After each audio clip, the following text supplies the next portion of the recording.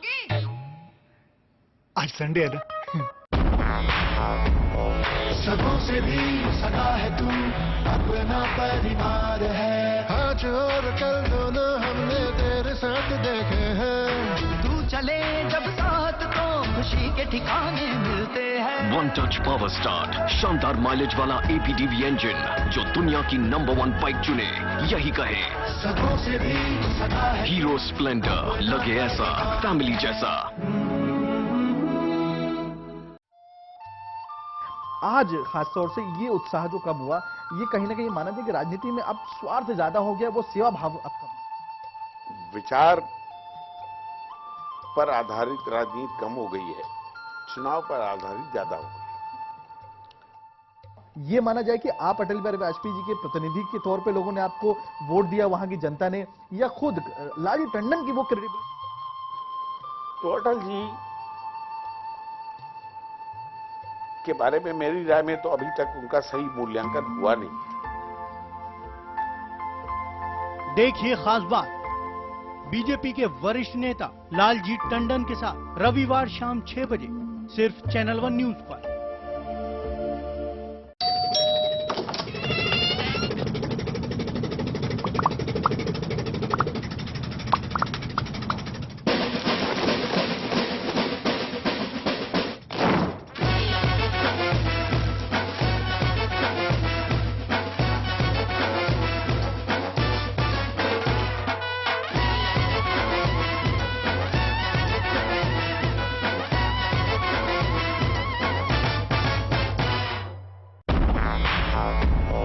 सगों से भी सगा है तू, अपना परिवार है। आज और कल दोनों हमने तेरे साथ देखे हैं। तू चले जब साथ तो खुशी के ठिकाने मिलते हैं। वन टच पावर स्टार्ट, शानदार माइलेज वाला APDV इंजन जो दुनिया की नंबर 1 बाइक चुने, यही कहे। सगों से भी सगा है। हीरो स्प्लेंडर, लगे ऐसा फैमिली जैसा। ऐसा घर आपने नहीं देखा होगा, संभाल के पोछा मारा अभी। आइए। ओ भाई साहब, ये देखिए हॉल, ये देखिए चिल्ड्रंस रूम, देखिए कितना बड़ा है। आपके बच्चे खेलते खेलते थक जाएंगे। हो गया, मजे ले लिए। आइए। और यह है बेडरूम, इसकी खिड़की से तारे दिखते हैं, तारे। आपको क्या लगा प्रॉपर्टी डीलर हूँ? हाँ, अरे आपको अपना घर दिखा रहा था। Pearls infrastructure. हम जानते हैं कि घर अरमान, उम्मीदों और सपनों का बना होता है, तभी तो हम घर बनाते हैं, जिंदगियां बनाते हैं। अक्षय बाथरूम कब धोगे? आज संडे है ना।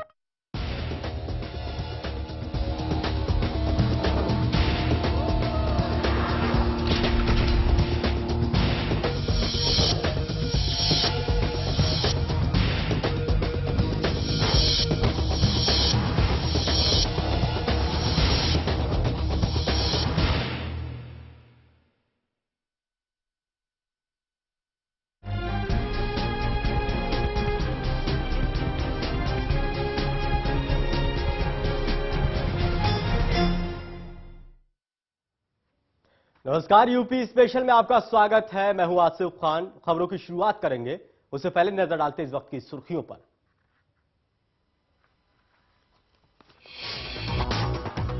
बसपा सुप्रीमो मायावती ने साधा मोदी पर निशाना, कहा बीजेपी में नहीं है मोदी के नाम पर आम राय।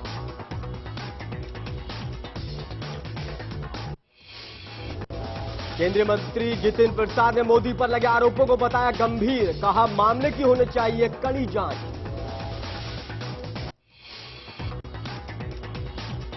बीएचपी नेता अशोक सिंघल का प्रदेश सरकार पर हमला, कहा यूपी सरकार कर रही है हिंदुओं का दमन।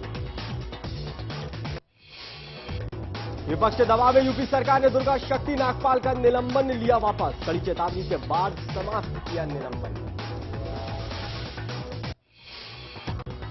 और दूध के नाम पर जहर बेच रही हैं कंपनियां, बहराइच में पराग दूध की जांच के बाद सामने आया सच, फूड इंस्पेक्टर की जांच में हुआ खुलासा।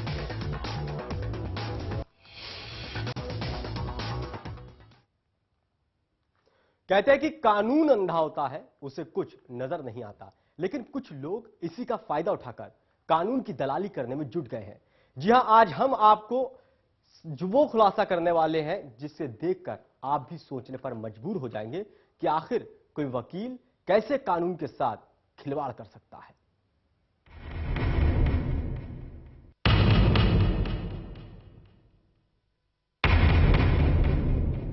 आप जानते हैं कि किस तरह आज अदालतें एक मंडी बन चुकी हैं। जाहिर है मंडी में सबसे अहम भूमिका होती है दलाल की। कुछ लोग प्यार से उसे दल्ला भी कहते हैं। मतलब कोई भी मंडी बिना दलाल के नहीं चलती, चाहे वो मंडी जिस्म फरोशी की हो या सब्जी मंडी। आज हम आपको दिखाने जा रहे हैं एक ऐसा शख्स जो है तो वकील, लेकिन बातें वकालत की बाउंड्री लाइन के बाहर की करता है। ये आदमी सीधा सच्चा है या एक तिकड़मी और खुराफाती, आपको अभी पता चल जाएगा। हमारी अजीबोगरीब कहानी शुरू हुई। हमने वकील साहब से कहा कि हमने मार्केट में कुछ करोड़ रुपए कैश उधार दिए हैं, उसकी कच्ची रसीदें हमारे पास हैं, लेकिन कुछ लोग पैसे वापस देने में आनाकानी कर रहे हैं। देखिए एक नजर हमने वकील साहब से क्या कहा। एक बच्चा दे रहा है, किसी को 2 बच्चे दे रखे हैं, पैसे ले रखे हैं, इसके आगे रखे कैसे रखे हैं। आपको पता प्रॉपर्टी के सामने तो कैसे चलता है। गौर फरमाइए, पहली मुलाकात में वकील साहब ने हमें डरा दिया। जाहिर है ऐसे में 2 फायदे हैं। 1, मुवक्किल ऐसे में ज्यादा पैसे देता है। 2, मुवक्किल ज्यादा आसानी से पैसे देता है। बातों का दौर चला तो वकील साहब ने कच्ची रसीद का मूल्य 2 कौड़ी का भी नहीं माना। इस बात पर यकीन ना आए तो आप खुद ही सुन लीजिए। देखा आपने वकील साहब ने क्या कहा? यकीन ना आए तो आप एक बार फिर देख लीजिए।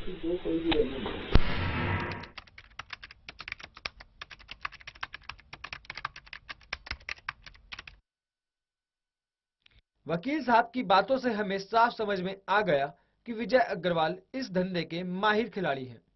विजय अग्रवाल ने हमको हमारे ही धंधे के गुर सिखाए। उन्होंने बताया वो भी पैसा उधार देते हैं, बदले में अपने किसी एम्प्लॉय के नाम रजिस्ट्री करवा लेते हैं। इस बात की पुष्टि करने के लिए पेश है आपकी नजर।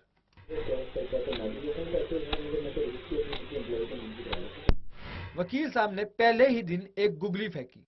पहले तो उन्होंने हमें डराया कि हमारा केस इतना कमजोर है, हमारे कागज की कोई कीमत नहीं है, हमको पैसे की रिकवरी की उम्मीद छोड़ देनी चाहिए। देखा आपने वकील साहब ने क्या कहा? यकीन ना आए तो आप एक बार फिर देख लीजिए। जब हमने वकील साहब से कानून के प्रावधान 156(3) का इस्तेमाल करने की बात कही तो वकील साहब ने हमें बताया कि 156(3) का इस्तेमाल करना उनके बाएं हाथ की कानी उंगली का खेल है। आपको पुरानी हिंदी फिल्मों के एक विलेन का डायलॉग याद होगा, सारा शहर मुझे लाइन के नाम से जानता है। विजय अग्रवाल ने हमें इम्प्रेस करने के लिए अपना स्पेशलाइजेशन बताया।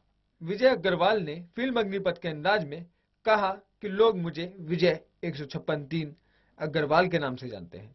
अगर हम खुद वहां मौजूद न होते तो हमें भी शायद आसानी से विश्वास न होता।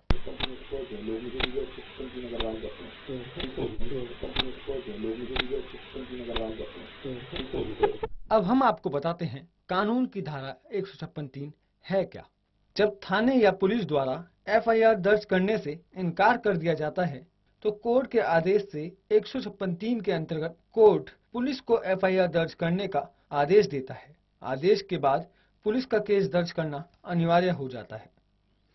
कानून की धारा 156(3) के बारे में आगे चर्चा हुई तो इस वकील ने हमें स्टैम्प पेपर पर पुलिस को एक बार तो घर भेजने की गारंटी भी ले ली, जबकि वे खुद जानते थे कि ये गैर कानूनी है। इस बात के लिए किसी गवाह की जरूरत नहीं है, विजय अग्रवाल खुद ही अपने बारे में गवाही दे रहे हैं।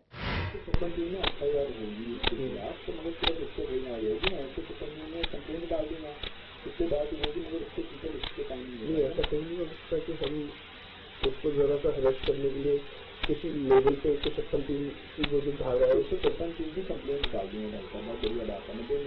पुलिस के पास जाएगी, पुलिस के यहाँ चली जाएगी। एक बारी मेरी बात की आपसे शाम को बस एक जिम्मेदारी है, एक बार मैं दूसरी पार्टी की यहाँ पुलिस से देख करेगा। जाहिर है पहले दिन की मुलाकात के बाद विजय 156(3) अग्रवाल ने हमें इशारे में कह दिया था कि गब्बर के ताप से अगर कोई तुम्हें बचा सकता है तो वो है खुद गब्बर। यानी एक डूबे हुए केस से अगर कोई शख्स तुम्हें उबार सकता है तो वो है खुद विजय 156(3) अग्रवाल। मतलब पहली मीटिंग का नतीजा था कि विजय अग्रवाल ने पूरी तरह से अपनी गिरफ्त में हमें ले लिया था। अब हमारे सामने उम्मीद की सिर्फ एक ही किरण थी, वकील विजय 156(3) अग्रवाल। जाहिर है दूसरे दिन हम जाते तो जाते कहाँ। हमारे स्टिंग ऑपरेशन का तीर निशाने पर लगा, लेकिन विजय अग्रवाल को लगा कि उनका तीर निशाने पर लगा। मतलब दूसरे दिन भी हमें विजय अग्रवाल के पास जाना ही था, तो हम पहुंच गए। विजय अग्रवाल हमको गिरफ्त में लेने की फिराक में, लेकिन उन्हें नहीं पता था कि असल में हम अपने स्टिंग ऑपरेशन के जरिए उन्हें अपने कैमरे में गिरफ्तार कर रहे थे। दलाली के दौर का दूसरा सेशन चालू हुआ। अब हमने अपना दांव खेला, लेकिन विजय अग्रवाल को लगा कि वो अपना दांव खेल रहे हैं। अब हम सीधे धंधे की बात पर आ गए। हमने अपना पासा फेंका और धारा 156(3) के बारे में बात की। वकील साहब ने कहा, मैं करा तो देता हूं, लेकिन पुलिस की कस्टडी और इनकम टैक्स के झंझटों को संभालोगे? आप खुद ही सुन लीजिए क्या कहा वकील साहब ने, जबकि वकील साहब ये जानते थे कि ये गैर कानूनी है। पापा जाते हैं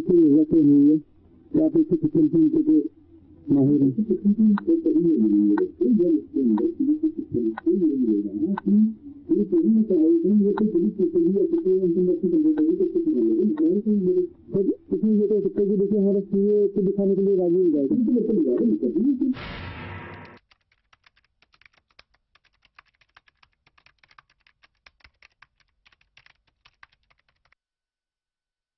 वकील साहब बार बार हमारे सीए से मिलने या उनसे फोन पर बात करने के लिए जोर दे रहे थे। मौके की नजाकत को देखते हुए हमने अपने सीए से करवाई वकील साहब की बात। अब हम दिखाते हैं क्या हुई हमारे वकील साहब और सीए के बीच बातचीत। वकील साहब ने किया हमारे सीए से एक सवाल। आप जरूर जानना चाहेंगे क्या था वो सवाल। विजय 156(3) अग्रवाल ने पूछा कि क्या कैश को एडवांस अगेंस्ट प्रॉपर्टी में दिखा देंगे।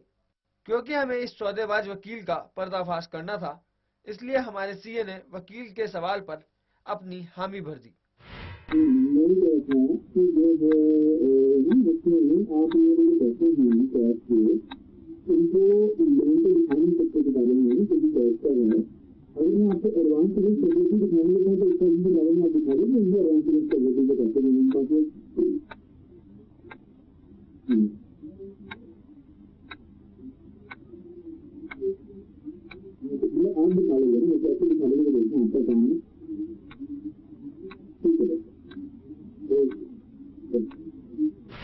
गौर फरमाइए, वकील साहब ने हमारे सीए से ये नहीं पूछा कि हमारे अकाउंट में वास्तव में वो पैसा था कि नहीं था।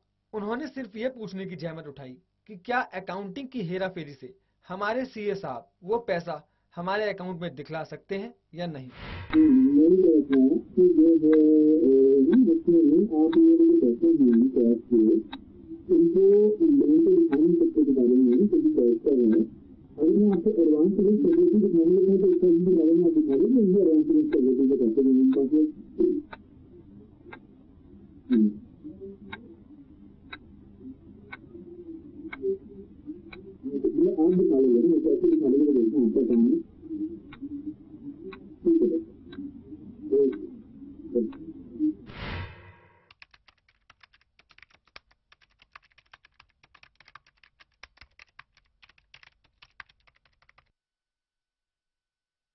हमने वकील साहब से धारा 156(3) के तहत झूठी एफआईआर करवाने की बात कही।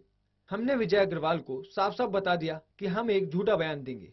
जिस पार्टी को हमने रुपए दे रखे हैं उसके घर से बाहर निकलकर हम ये झूठा बयान देंगे कि देनदार ने हमें मारा पीटा और जान से मारने की धमकी दी।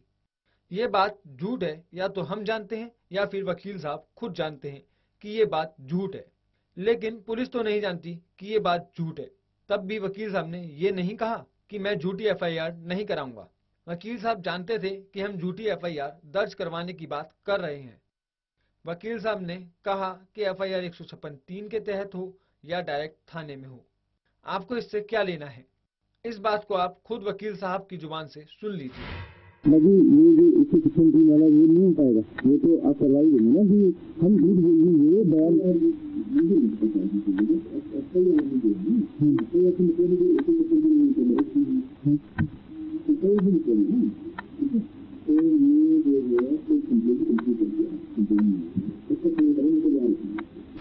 अब हम आपको फिर दिखाते हैं वकील साहब के द्वारा धारा 156(3) पर कही बातें। तो देखा आपने वकील साहब का कानूनी पेच। इनको पता था कि झूठी एफआईआर दर्ज करवाना गैर कानूनी है। ये जानते हुए भी इन्होंने हमें एक बार भी नहीं कहा कि झूठी एफआईआर गैर कानूनी है, कानून के साथ खिलवाड़ है।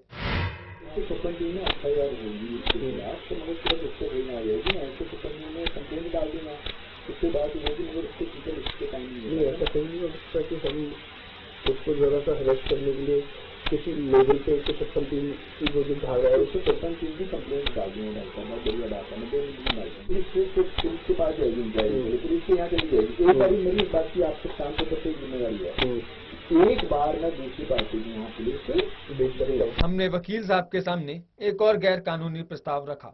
हमने कहा कि आपकी फीस के अलावा जो पैसा आप रिकवर करवाएंगे उसका 20% हिस्सा हम आपको कैश में देंगे। वकील साहब ने कैश लेने से इनकार नहीं किया। ड्यूटी लगाइए इसकी और बात करने आ रहे हैं। पापा कह रहे थे कि आपका जो है फीस तो सुनी जाएगी, आप इसकी कभी करवा लेंगे तो भले आप अपने यहाँ पे करवाइए। आपका जो 20% है तो पापा कैश में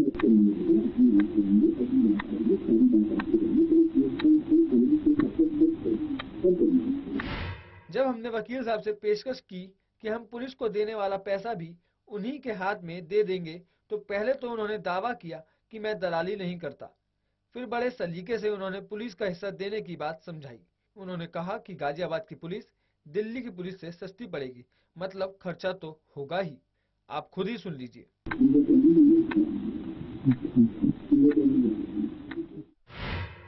सौदेबाजी के दौरान जब हमने स्पष्ट शब्दों में वकील साहब को जज के लिए रिश्वत देने की बात की, तो वकील साहब ने जो कहा उससे मुझे एक गाना याद आया, धीरे धीरे बोल कोई सुन ना ले, सुन ना ले कोई सुन ना ले।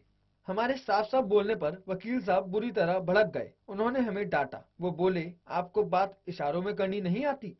अब तक लगभग सारी बातें साफ हो चुकी थी। कच्ची रसीद को 2 कौड़ी का बताने वाले वकील साहब आखिर में उन्हीं 2 कौड़ियों के कागज पर हमारा केस लेने के लिए तैयार हो गए।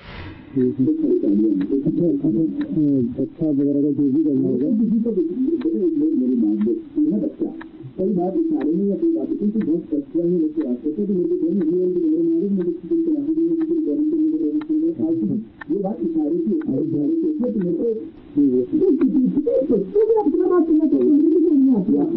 आप मेरी बात को अब फैसला आपको करना है। विजय 156(3) अग्रवाल की हर हरकत आपने अपनी आंखों से देखी है और अपने कानों से सुन ली। आप खुद गवाह हैं कि यह वकील झूठी कंप्लेंट पर पुलिस कार्रवाई करवाने के लिए तैयार है, चाहे अदालत के जरिए 156(3) हो या सीधे पुलिस थाने से। यह शख्स अपनी फीस के अलावा रिकवरी के पैसों में से 20% कैश भी लेने से इनकार नहीं कर रहा, बल्कि उस विषय को फर्दर डिस्कस करने के लिए हामी भर रहा है। ये पुलिस को पटाने के लिए कुछ देने से इनकार नहीं करता, बल्कि बताता है कि गाजियाबाद की पुलिस दिल्ली की पुलिस से सस्ती पड़ेगी, यानी उसे पुलिस के रेट भी मालूम है। इस शख्स के लिए यह जरूरी नहीं है कि हमारे अकाउंट में वास्तव में पैसा था कि नहीं। इसके लिए इतना काफी है कि हम किसी भी तिकड़म के जरिए अपने अकाउंट की किताबों में वो पैसा दिखा सकते हैं या नहीं। जरा सोचिए, जब हमने साफ साफ शब्दों में विजय 156(3) अग्रवाल से कहा कि हम जज और पुलिस के लिए अलग से इंतजाम कर देंगे, तो उन्होंने भड़क कर ये नहीं कहा कि खबरदार, जज और पुलिस के लिए इंतजाम करना गैर कानूनी है। उन्होंने हमें डांटते हुए नसीहत दी कि ऐसी बातें साफ साफ नहीं की जाती, बल्कि इशारे इशारे में की जाती हैं, मतलब की जाती हैं। इस बात को समझाने के लिए उन्होंने जो उदाहरण दिया वो इतना अश्लील था कि उस बात को हम दोहराना नहीं चाहते। अब फैसला आपको करना है कि विजय 156(3) अग्रवाल एक ईमानदार वकील है या कानून का दलाल। तो पैसे के बल पर कानून को खरीदने की बात कर रहे हैं वकील साहब। फिलहाल वक्त है छोटे से ब्रेक का, जल्द हाजिर होते हैं। आप बने रहिए हमारे साथ।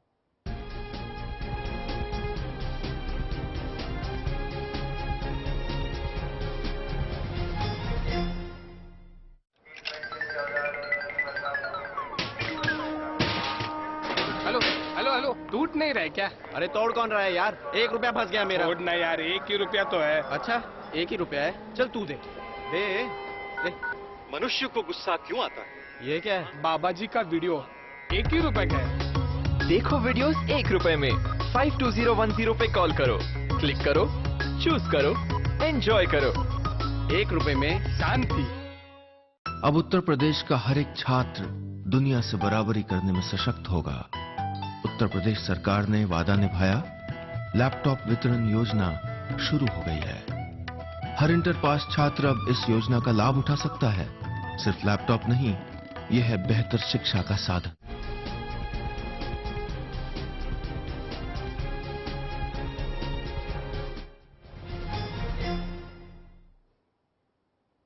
ब्रेक के बाद आपका स्वागत है। नोएडा में विवादित धार्मिक स्थल गिराने के मामले में निलंबित चल रही चर्चित प्रशिक्षु आईएएस दुर्गा शक्ति नागपाल का राज्य सरकार ने निलंबन वापस ले लिया है। इस मामले को गंभीरता से लेने वाले मुख्यमंत्री अखिलेश यादव ने बृहस्पतिवार रात में आईएएस अधिकारी के निलंबन समाप्त करने का निर्देश दिया। निलंबन वापसी के पत्र में सरकार ने प्रशिक्षु आईएएस अधिकारी को कड़ी चेतावनी दी। इसमें कहा गया कि आगे से ऐसे गंभीर मामलों में जिसमें सांप्रदायिक और सामाजिक सौहार्द की समस्या पैदा हो सकती है, इस पर किसी भी प्रकार के निर्णय लेने से पहले उच्च अधिकारियों से घटनाक्रम के राय लेना जरूरी है। राज्य सरकार ने इस पूरे प्रकरण की जांच प्रदेश के प्रमुख सचिव गृह आरएम श्रीवास्तव को दी है, जिसकी रिपोर्ट आने के बाद दुर्गा शक्ति का निलंबन वापस हुआ है।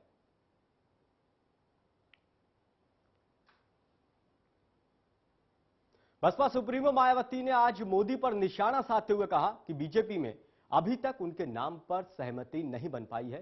साथ ही जनता ये भी उन्होंने कहा है कि जब तक उन्होंने प्रधानमंत्री नहीं बनाया जा सकता या उनके नाम का ऐलान नहीं हो सकता है, क्योंकि उनके ऊपर काफी गंभीर आरोप लगे हैं।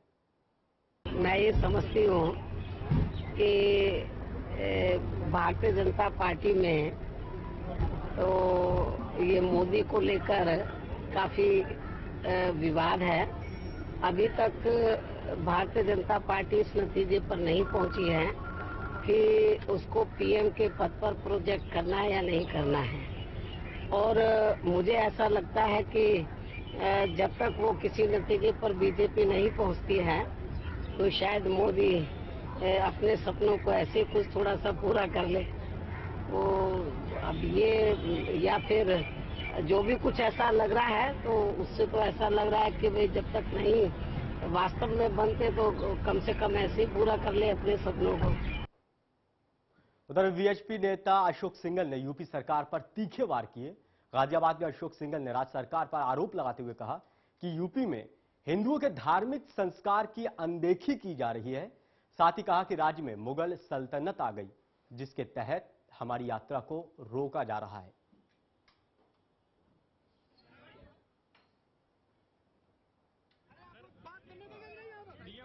84 कोसी धार्मिक यात्रा का दमन किया गया। जो बड़े बड़े संत यात्रा में जाना चाहते थे उनका दमन किया गया। आज देवबंद का कार्यक्रम का भी दमन किया गया। तो क्या हिंदू समाज का दमन करके आप राज्य करना चाहते हो? मेरा यह कहना है कि अगर आपको शांति भंग की आशा है कहीं बाहर से दूसरी तरफ से, तो आप पुलिस लगाइए और हमारा कार्यक्रम होने दीजिए। आज हिंदू विरोधी नहीं, मैं तो मुगलिया सरकार कह रहा हूँ। ये मुगलों के द्वारा चलाई जा रही है। ये सरकार हमारे आजम खान के दबाव में चल रही है।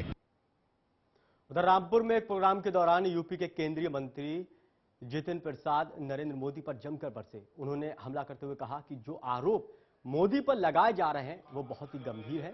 साथ ही उनका यह भी कहना है कि इस पूरे मामले की कड़ी जांच हो। अगर आरोप सही साबित होते हैं तो मोदी को मुख्यमंत्री पद से इस्तीफा दे देना चाहिए। ऐसे गंभीर आरोपों में लिप्त व्यक्ति किसी भी संवैधानिक पद पर बैठने के लायक नहीं है। साथ ही मोदी के पीएम बनने को मुंगेरी लाल के हसीन सपने भी उन्होंने करार दिए।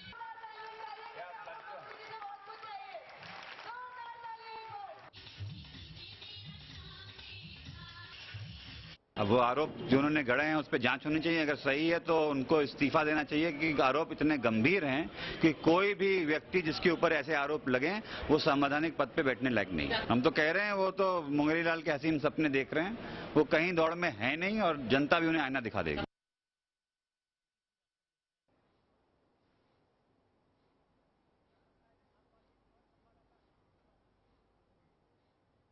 तो नारायणराज से हमारे संवाददाता अंकित श्रीवास्तव ने खास बातचीत की। खेलकूद एवं युवा कल्याण मंत्री आज सुबह केडी सिंह बाबू स्टेडियम का निरीक्षण करने निकल पहुंचे हैं। हम उन्हीं से पूछते हैं आपने यहाँ पर क्या खामियां देखी। अभी अगर हम पिछले दिनों की बात करें तो काफी विवादों में ये स्टेडियम रहा है, कई घोटाले यहाँ पर सामने निकल के आए, क्या कहेंगे? अभी मैं जो यहाँ पाया कि ये सही है कि बहुत दिनों से पहले इसमें काम हुआ है, बहुत सारी चीज़ों को इसमें करने की ज़रूरत भी है। अब काम हुआ है 10 साल 15 साल पहले हुआ, उसमें कितने घोटाले हुए, कैसे हुए। बहुत से काम ऐसे भी हैं जो 6 साल 7 साल से हैंडओवर तक नहीं हुआ है और फंक्शनिंग में है, जिसे आपने भी देखा। तो मेरी कोशिश है कि जो गड़बड़ियां हुई हैं उसकी जांच कराऊं और जो कमियां हैं उसको पूरा कराऊं। आपने पूरे ग्राउंड का निरीक्षण किया है, कई लोगों से मिले हैं, खिलाड़ियों से खुद बातचीत की है, लेकिन खिलाड़ियों की जो समस्या है उसको आप किस तरह से हल करेंगे आने वाले दिनों में? देखिए, सबसे बड़ी समस्या जो है यहाँ के सीनियर जो खिलाड़ी लोग हैं उन लोगों से बात हुई। ये सही है कि उत्तर प्रदेश में जो खिलाड़ी हैं जो नेशनल लेवल के हैं, इंटरनेशनल लेवल के हैं, उनको हम उत्तर प्रदेश में रोक नहीं पा रहे हैं, उनको हम जॉब नहीं दे पाए, जिसके चलते वो सेंट्रल गवर्नमेंट की जॉब करते हैं और दूसरे स्टेटों में भी चले जाते हैं, दिल्ली भी चले जाते हैं। हमारी कोशिश होगी, माननीय मुख्यमंत्री से इस पर बात करूंगा और इस समस्या का समाधान करूंगा। छोटी बड़ी समस्याएं हमारे बच्चों ने भी बताया है, जो हॉस्टल के बच्चे हैं। अभी देखें, स्विमिंग पूल चालू हुआ है, लगभग वो सब कह रहे हैं 2 साल से बंद था। किन परिस्थितियों में बंद था उस पर फिर आगे देखूंगा। सबसे जो जरूरी है कि हम लोग 2015 में नेशनल गेम कराने जा रहे हैं, उस तैयारी की दृष्टि से भी मैं इस ग्राउंड पे आया था, स्टेडियम में, और यहाँ के जो अफसर लोग हैं उन लोगों से मैं बात किया है। जो भी बढ़िया से बढ़िया हो सकता है, क्योंकि एक ये हमारे आप सबके लिए प्रतिष्ठा का और स्वाभिमान का प्लेस है और इसको नया सिरे से बनाना है। धन की कमी नहीं आएगी, खूबसूरत बनवाऊंगा। आपने छात्रावासों का दौरा किया है, छात्र छात्रावास का और बालिका छात्रावास का दौरा किया, वहाँ किस तरह की समस्याएं नजर आई हैं? आपने खुद लैट्रिन पे जाके देखा है, बाहर की जो साफ सफाई है उस व्यवस्था को देखा है, उसको किस तरह से हल करने की कोशिश कर रहे हैं? थोड़ा स्टाफ की यहाँ कमी है, जिससे सफाई भी ठीक नहीं मिला और अभी बहुत चीज अभी आपने देखा होगा, महीने 2 महीने में बदला हुआ बताया जा रहा है और भी बढ़िया बने, इसके लिए स्टाफ की भी व्यवस्था करूंगा। बच्चों की भी कुछ समस्याएं हैं, उसका समाधान मैं करूंगा और बच्चों के समस्याओं के समाधान के लिए माननीय मुख्यमंत्री जी ने एक सुझाव दिया है कि जो बच्चों को किट्स दिए जाते हैं वो सीधे उसके अकाउंट में हम देंगे, न हम स्पोर्ट अफसर को देंगे और न हम कोच को देंगे, सीधे उसके अकाउंट में पैसा देंगे। वो अपने जरूरत के मुताबिक कहाँ से हॉकी खरीदेगा, कहाँ से बॉल खरीदेगा, कहाँ से शूज खरीदेगा, ये सारी चीजों के इंतजाम के लिए माननीय मुख्यमंत्री जी ने एक सुझाव दिया था पिछले दिनों जो समीक्षा बैठक हुई थी कि क्यों ना हम वो किट्स का पैसा बच्चों के अकाउंट में सीधे देने का काम करें। उसको बहुत जल्दी ही शुरू कराऊंगा। हमने डाइट भी बढ़वा दिया है, 200 रुपया करा दिया है और जो कुक वगैरह हैं उनका हम खेल प्रोत्साहन राशि से देते हैं। डाइट से हम उसमें कोई कटौती नहीं करना चाहते हैं।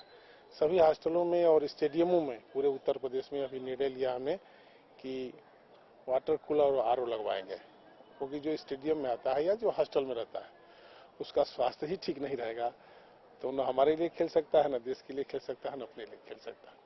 धन्यवाद चैनल 1 से बात करने के लिए। तो ये थे खेलकूद युवा कल्याण मंत्री नारद राय, जिनका साफ कहना था कि खिलाड़ियों के सामने जो दिक्कतें आ रही हैं उनको जल्द से जल्द सरकार दूर करेगी। कैमरा पर्सन सैफी के साथ अंकित श्रीवास्तव, चैनल 1 लखनऊ।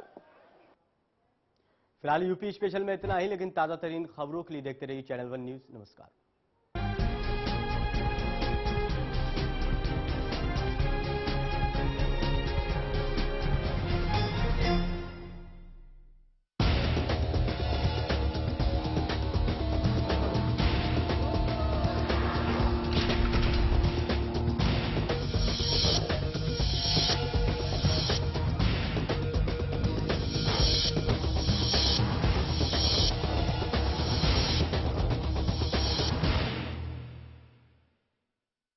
इसी गुजरात की धरती से एक क्रांति की थी गांधी और सरदार ने, और इसी धरती से हुई देश की दूसरी हरित क्रांति की शुरुआत। गुजरात आमंत्रित करता है भारत के किसानों को देश के सबसे बड़े कृषि सम्मेलन में।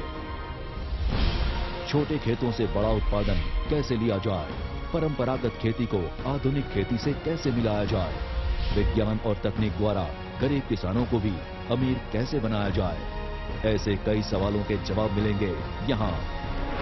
Vibrant Gujarat global agriculture summit 2013 9 से 10 सितंबर, गांधीनगर। ऐसा घर आपने नहीं देखा होगा। संभाल के, पोछा मारा अभी। आइए। ओ भाई साहब ये देखिए हॉल, ये देखिए चिल्ड्रंस रूम, देखिए कितना बड़ा है। आपके बच्चे खेलते खेलते थक जाएंगे। हो गया, मजे ले लिए। आइए। और यह है बेडरूम, इसकी खिड़की से तारे दिखते हैं, तारे। आपको क्या लगा प्रॉपर्टी डीलर हुआ? अरे आपको अपना घर दिखा रहा था। Pearls infrastructure. हम जानते हैं कि घर अरमान, उम्मीदों और सपनों का बना होता है, तभी तो हम घर बनाते हैं, जिंदगियां बनाते हैं। अक्षय बाथरूम कब धोगे? आज संडे है ना।